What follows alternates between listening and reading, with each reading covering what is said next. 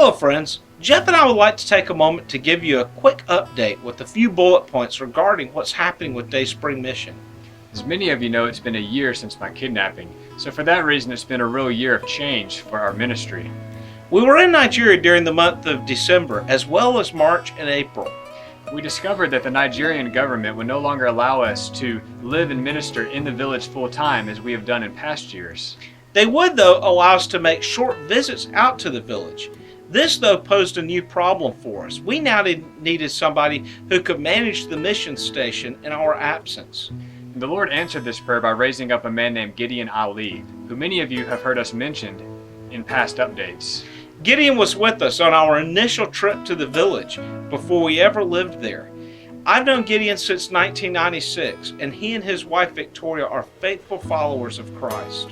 And we are confident that Gideon and Victoria together will be able to continue to build on the ministry foundation that by God's grace we've laid in the village. Though Gideon will not be able to keep the medical side of the ministry going, he will be able to continue with the outreach to the Fulani by passing out audio Bibles and nurturing some of the personal relationships that Jeff and I have been able to develop among them.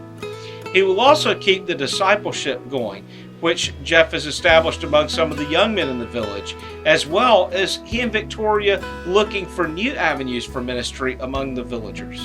So we would ask that you pray for Gideon and for Victoria as they continue to build on the ministry of Dayspring Mission, but more importantly represent Christ in the village.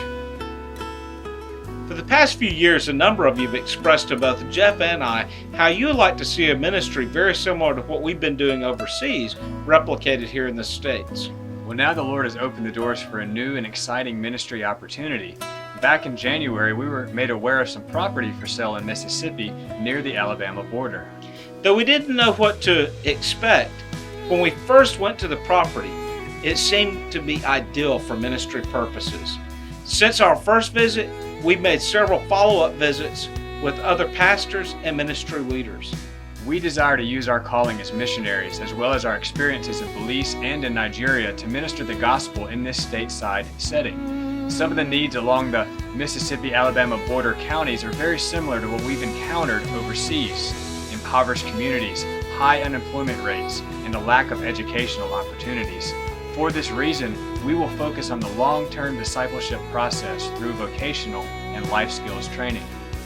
This 140-acre farm contains a house with a large modern barn and wood shop, of which the owner has said that he would include all of his woodworking tools.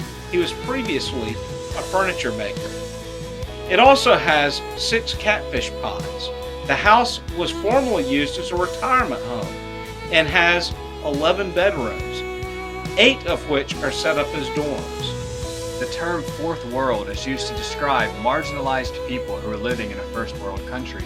This includes those living in poverty and those lacking access to the opportunities and resources that many of us take for granted in a first world country. We are all aware that there are spiritual and physical needs all around us. This is an opportunity for Dayspring Mission to continue its goals of proclaiming the gospel and making disciples, but doing so in a stateside setting. It's also a chance for you to become more directly involved with Dayspring Mission. In the past, Dayspring Mission was all the way in West Africa, but today, Dayspring Mission is looking to locate in Mississippi, just across the border. It's just a short 2.5-hour drive from Birmingham, Alabama to the piece of property which we're looking at. This will enable many of you to not only be involved with us through your finances and prayer, but also hands-on. And this is why we are setting aside August as a month of prayer for Dayspring Mission and for these things that we have been sharing with you. Here are a few specific points we'd ask that you join us in prayer over during the month of August. Pray that we'll have wisdom and clarity as we make decisions regarding this new ministry opportunity. Pray that the Lord will begin to prepare the hearts of people in the area who will benefit from such a ministry. Pray that the Lord will begin to prepare other Christians and churches who will be willing to work alongside of us. And pray that the Lord will raise up kingdom investors to be a part of the LLC in order to purchase this property.